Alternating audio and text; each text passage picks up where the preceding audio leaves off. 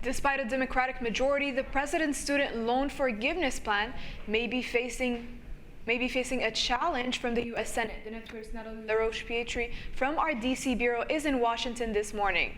Republican senators from Texas, Iowa, and Louisiana are planning to introduce a resolution this week to overturn the debt relief program. The forgiveness plan is currently tied up in the Supreme Court.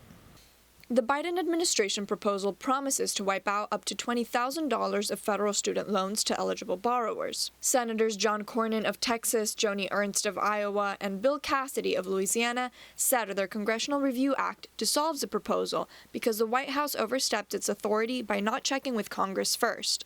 35 other senators have signed on the resolution and argue that Biden doesn't have the authority to do it on his own.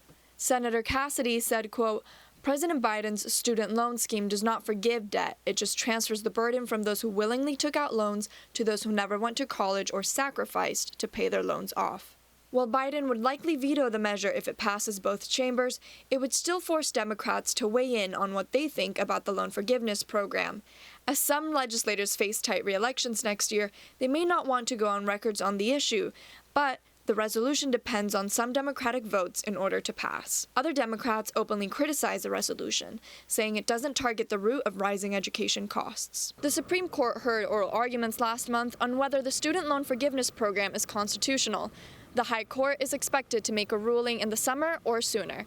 From Washington, D.C., I'm Natalie LaRoche-Pietri for the South Florida Media Network.